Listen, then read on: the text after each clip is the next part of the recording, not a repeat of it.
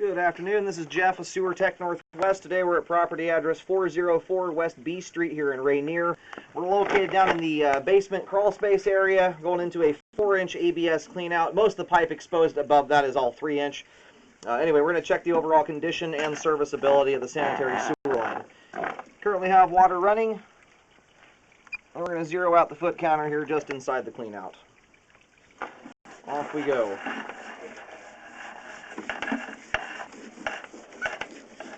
Alright, we just switched back over to cast iron, or over to cast iron I should say. Also 4-inch diameter.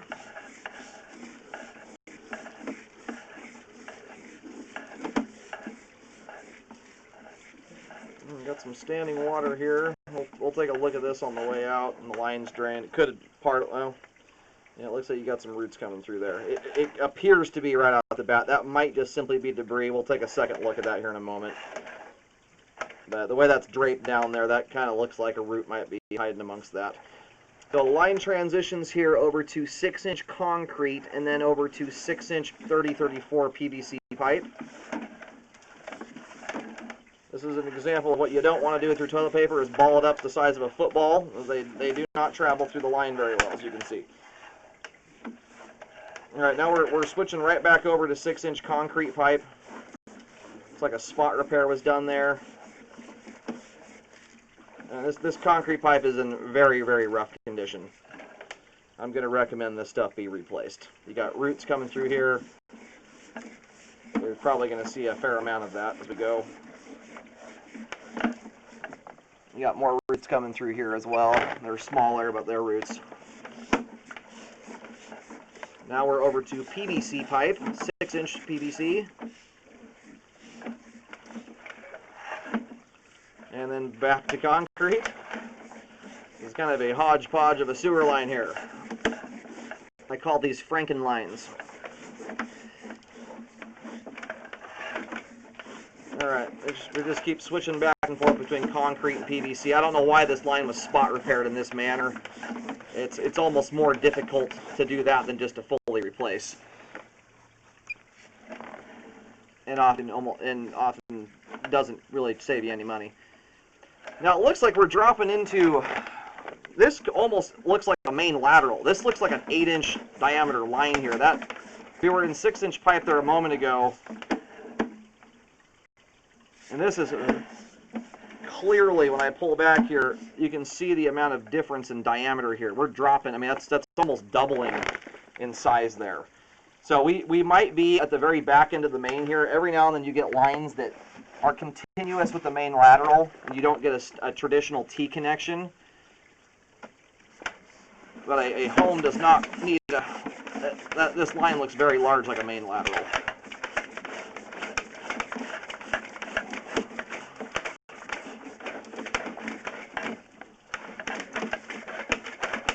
We'll go a little further here and see if we run into a T connection.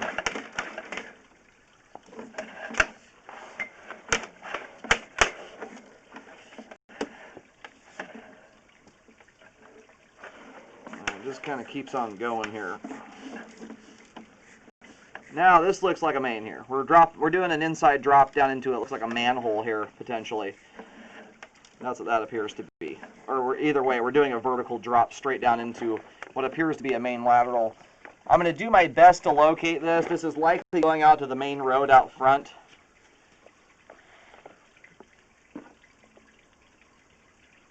And then we'll keep our eye out on the way back, make sure that we didn't go past any other junctions when the camera's underwater. I've got to pull the camera back to where it's sitting flat in the line, otherwise I can't locate it.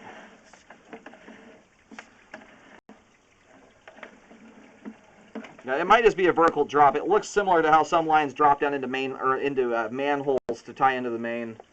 It's kind of hard to tell right now. And we're going to try and locate. We may have to pull back till we hit the street edge to locate, just because the road is so busy.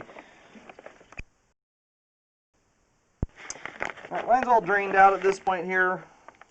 I tried to locate 108 feet from where this cleanout's at. If it's going out to the road, it would put it almost on the opposite side of the street, and the highway is just too busy for me to get out there and locate. We'll pull back here about 40, 50 feet and try and relocate again. And I don't know where responsibility starts and stops out here in Rainier. Whether the city takes responsibility in the roadway or, something like that. At this rate, though, I would recommend a full update to the sewer line. The concrete pipe is just done. And from a technical standpoint, you got earthworms all over the place in here. We just went past a couple. Those joints are open to the ground. They'll let sewage escape and will let groundwater intrude through the sewer line. That's the only way worms get in, is through open joints. But this piece of pipe here, it looks like it's 8-inch diameter. It's huge, and I'm not sure why it's that way, but that's what we got here.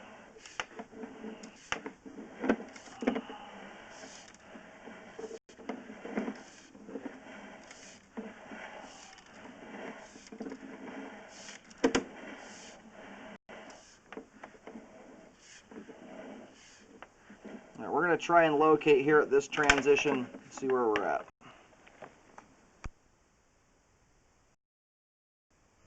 All right, I was able to locate here. We're about 1.5 to 2 feet beyond the street curb out into the roadway, going to the highway out front. I guess that might technically be B Street. I'm not sure. I put some paint down there, a white arrow pointing the direction. So based on where this is at and the total length of the line, it does look like it goes all the way to the other side of the road before terminating. But the line is extraordinarily shallow. I'm only getting it at about 2 foot 3 inches deep here. When it comes to sewer repairs, that's kind of a amazing thing to have a depth that shallow at the street edge. You're typically around 6 to 8 feet deep at that point. It makes for a much cheaper repair. And the furthest out root intrusion we have here that I can see is here at 66 feet. It's a small one. It's a root nonetheless. I would look into where responsibility is divvied up. I don't know if the city takes responsibility in the roadway. The unfortunate thing here is that someone's already gone through and fixed part of it. It may make more sense at this point just to fully update the thing. I'm going to map the line out in its entirety, basically from the street edge back. The stuff in the roadway I can't locate. It's way too busy out there. But I'll try and get these things marked out here on an individual basis. But the repair guys may just update all of it at one time rather than in parts and pieces. I pushed the camera out while it was paused here, but I put a marking at this transition.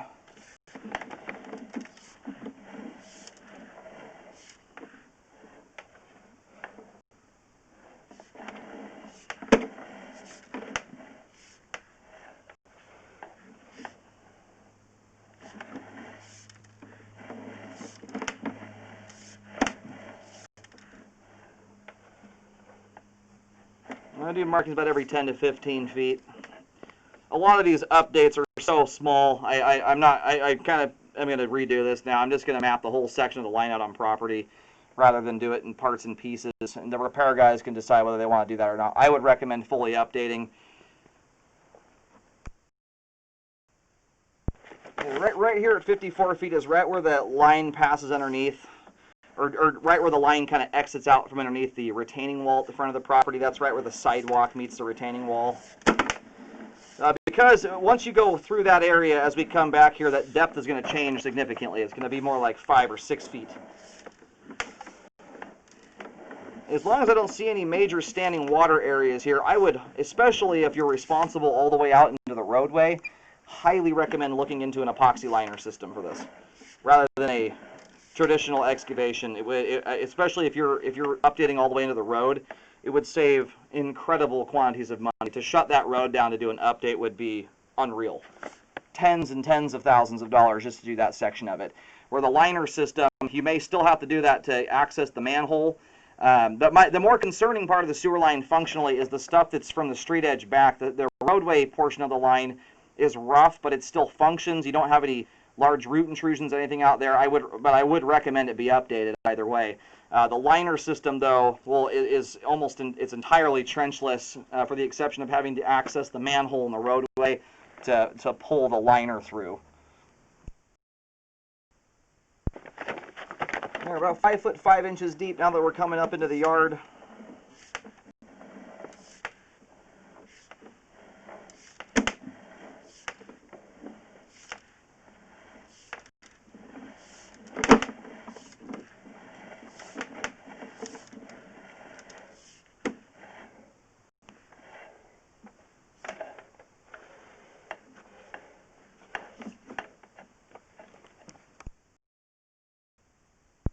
Right here we're at the cast iron transition. In fact, we're just in front of it so I can get a better locate, but it's right up against the front foundation wall just a couple feet out from the house.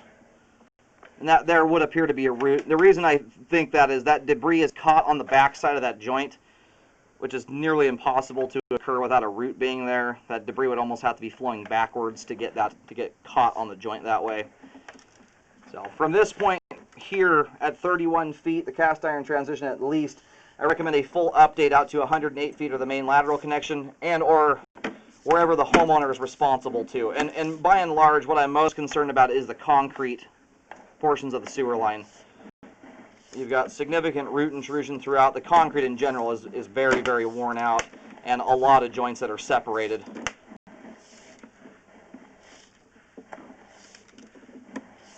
But the whole line drains nicely. It's got good slope to it. So I would highly recommend looking into the epoxy liner system for this type of repair. It's kind of what this line is made for, and liners in general are made for, is stuff like this. They're very difficult and expensive to get to when you're out in a major roadway like that. It will save an incredible amount of money doing that way. And if you're only responsible to the street edge, the right-of-way, obviously I just recommend updating to that point. And I highly recommend a rescope afterwards to check the work. It's very important to do that. The cast iron and ABS parts of the sewer line here, the first bit out to 31 feet, all is in good condition, has good flow. And then the vast majority of the plastic pieces that are throughout the sewer line, there's like 6, 7, 8 different spot repairs that were done. The plastic looks like it's in fairly good shape, but it depends on the pipe materials you're using. Typically, you're supposed to, basically keep it to one style of pipe material, not transition it back and forth between regular PVC and 3034. Which is why the repair guys, if they end up doing repair on this, would likely have to remove some of that and redo all of it. So that's not really how I'd recommend doing this. I would recommend doing a one-piece liner all the way out to wherever the homeowner's responsibility terminates. That would be the first and foremost method I would look into. The line is functioning at this time. It does have good flow. Obviously, the pipe materials are not in good condition, but it is functioning at this time as far as conveying sewage from point A to point B.